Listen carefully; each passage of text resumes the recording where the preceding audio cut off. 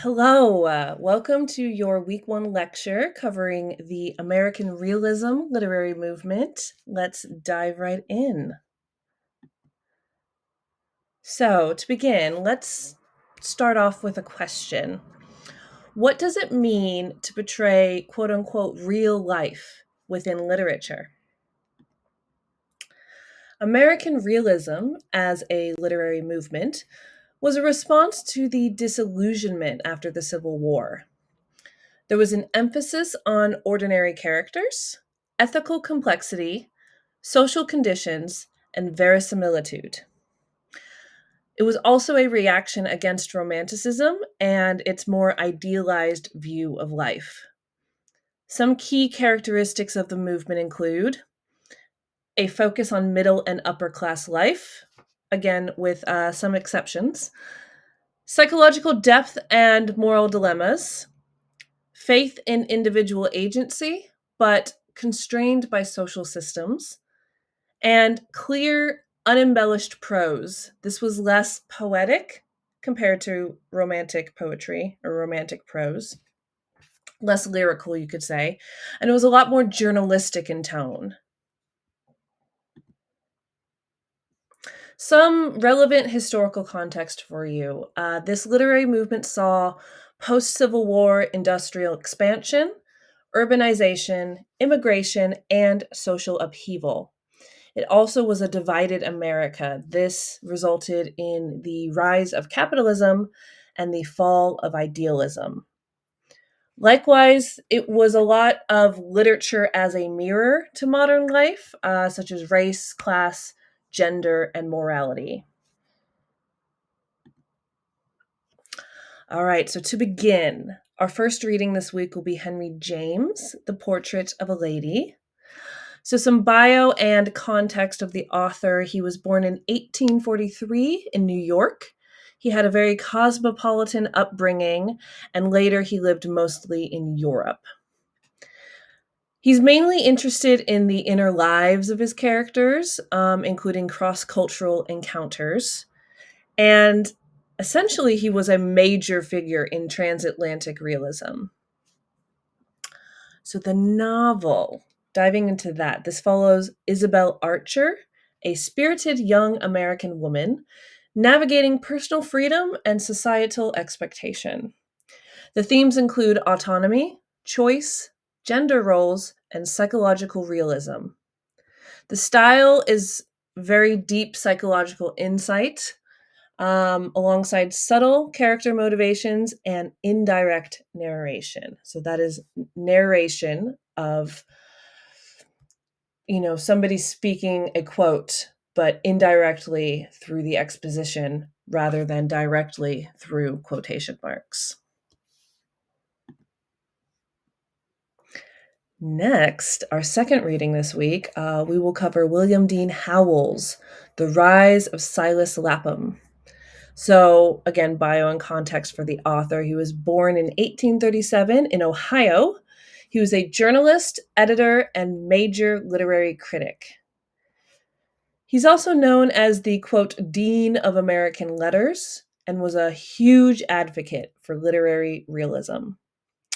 He believed that literature should reflect ordinary life alongside ethical complexity. The novel, on the other hand, chronicles the moral and social rise and fall of Silas Lapham, a self made businessman. The themes include class mobility, morality, authenticity versus societal expectations. It is a satirical, nuanced view of the Gilded Age ambition alongside the American success mythology. Somewhat of a precursor, you could say, to the Great Gatsby's discussion on American Dream, you could say. All right, so moving on. For our third reading this week, we will dive into Frances Ellen Watkins Harper's Iola Leroy. Frances was born in 1825 in Baltimore, Maryland. She was a African American abolitionist, suffragist, and obviously a writer. She was one of the first Black women to publish a novel in the United States and often wrote with a political and moral urgency. She blended reform with literary realism. Isla Leroy, the novel, follows the title character, who is a mixed race woman who discovers her Black heritage and embraces activism post emancipation. Themes include, obviously, race, gender, passing, community, and reconstruction.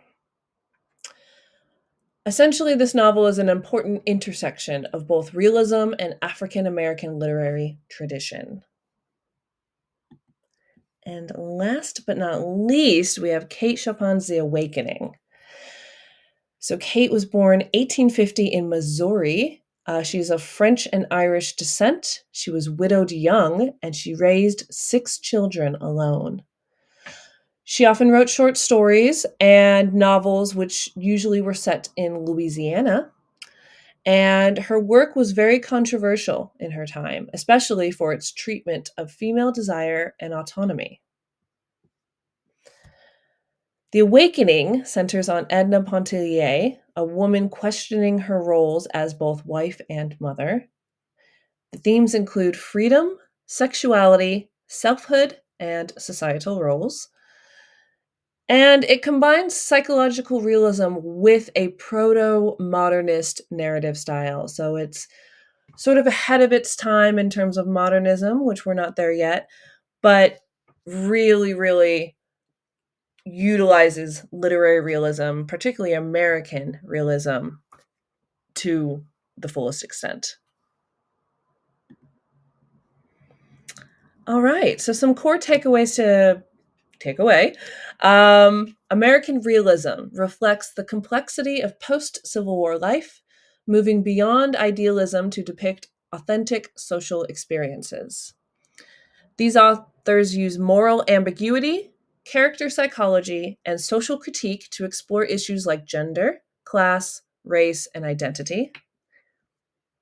Realism is not just about what is portrayed, but how, with an eye toward ethical, psychological, and social truth. Each text opens up from a different quote unquote realist lens. So, for example, James tends to explore freedom and fate. Howells questions integrity in a capitalist society. Harper centers racial justice and collective identity, while Chopin interrogates gender roles and the cost of awakening. And that's it for now. That's your lecture. If you have any questions over today's lecture and or the assigned readings for the week or anything else for that matter, feel free to come and ask them. You can ask them in the course chat, which is linked on Canvas if you haven't seen it already, as well as reaching out to me via my office hours, email, video call potentially, whatever you need. And that's really it. So thank you guys and have a good week. Bye.